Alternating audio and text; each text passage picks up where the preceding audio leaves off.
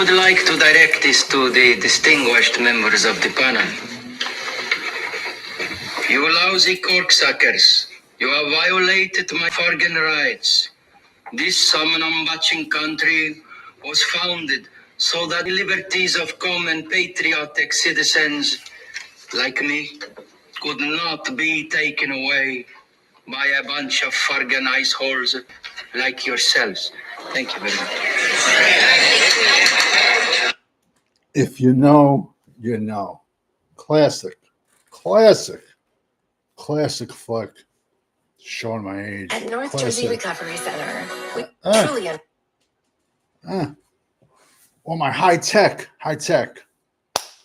Greetings from YouTubeville. Once again, Danny Savage, Draft Guru, Uncensored Cowboy. Boom, what's up? Thank you for jumping in the chat. If you like the video, subscribe, give it a like. It don't cost a dime. There's like some new hypha fucking button. Excuse my language. I don't know what it is. I don't know what it does. Click it. What do you want me to tell you? There's a dog looking this way, a dog looking that way, and the guy goes, what do you want from me? Another movie click. Let's see if you know it. All right. Today we're going to be talking about a kid who's flying up the boards because a lot of kids are flying down the boards, but this kid has the numbers to prove it, the size to prove it, and how can I phrase this? I could see this kid playing 5-tech. Two other monsters that are playing edge, but I can see playing 5-tech also, is Anthony Smith from Minnesota. Gave you him months ago. And a kid, Max Llewellyn from Iowa. All three of these kids have the size. All right. Today we're going to be talking about Quincy Rhodes Jr., Arkansas, 6'6", 280.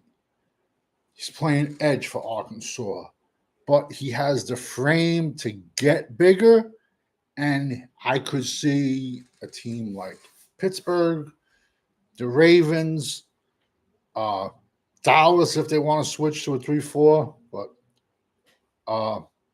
or you could even just leave this kid at edge strictly. Uncensored.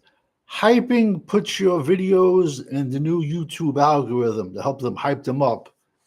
Yeah, hype them up, man. Hyphy mud. And see if anyone knows who that is. That's when hyphy mud is when you take raw coffee grinds, like instant coffee, and then you mix it with a Coca-Cola. And you drink it before going to the gym. That's like basically, that's like the poor man's energy drink. Right? I mean, it works. I mean, all those energy drinks, bro, they are horrendous for you. And this shit's just a load of caffeine, and they throw this one substance in you that gives you tingly, makes you go to the bathroom. It's all gross. Listen. I'm not saying I did this. Back in the day, it was called ECA, ephedra, caffeine, aspirin, and if you want to go a little bit crazier, grapefruit. Not grapes, grapefruit, a whole one of them. And you can get the ephedra by going to any local pharmacy and get Broncaid. Pop 2 of those if we're going to the gym. You don't need no energy drinks. But talking about Quincy Rhodes Jr., Arkansas, 6'6", 280. Yo, this kid is flying up the boards. 31 tackles, 10 for loss, 7 sacks. Now, I'm not one of these guys that's going to give you just the good, not the bad. And I'm not picking on this kid. I'm just giving you the lowdown on him. What scares me about him, 1 year wonder. 1 year wonder. And his sacks come in bunches. So he'll have, okay, so now he has 7 sacks. And I'm just nitpicking, but 4 of them are from a much lower competition team they're playing. So he has 3 sacks against much higher caliber teams he's playing. I'm not nitpicking, I'm just saying. And he has 3 games of 2 sacks. So he's not consistent, but he's great versus the run. 31 tackles, 10 tackles for a loss. How many times have I been saying it, people? All tackles are not created equal. Do you take a defensive tackle if he has a stalemate and tackles the running back for a line right at the line of scrimmage for either a 1 yard loss or 1 yard gain? Do you think that should be the same as he making a tackle 5 yards downfield? No. So that's why I came up with this phrase. And it's not a phrase, it's just common sense. All tackles are not created equal. Do you want your middle linebacker making 30 tackles behind the line of scrimmage? Or do you want him making 70 down the field?